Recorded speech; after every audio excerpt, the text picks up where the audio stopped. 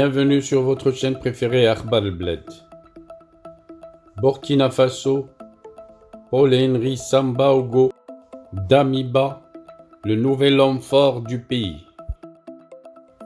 La nouvelle vient de tomber.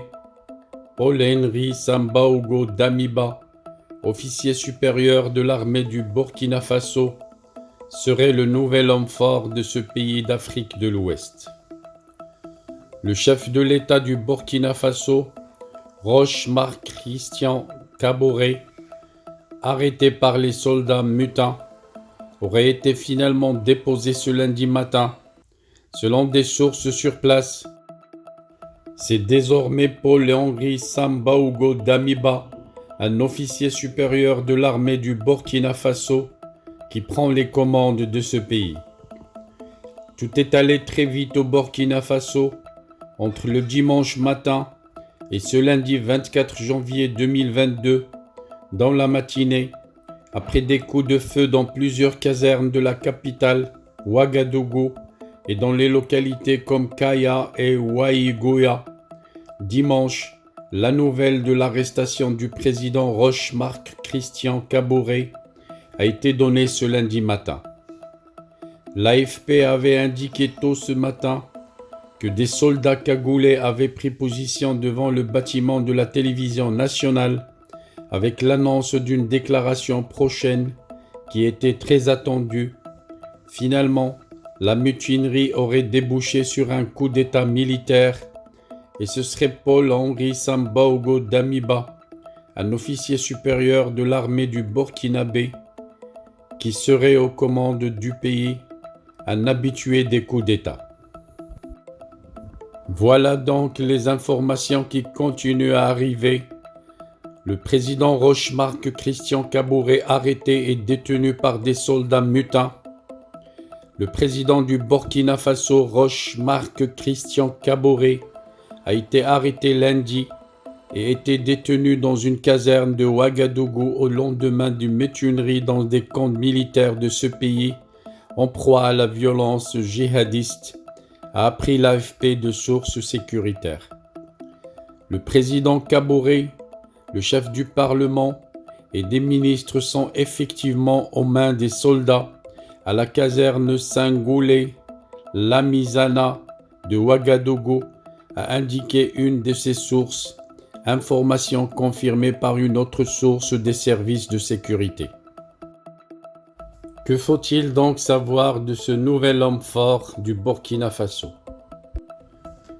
Le lieutenant-colonel Paul-Henri Sandaogo Damiba a pris ce 24 janvier les commandes du Burkina Faso après l'arrestation du président Roch-Marc Christian Kaboré par les soldats mutins, qui est cet officier supérieur d'infanterie dans les forces armées burkinabées.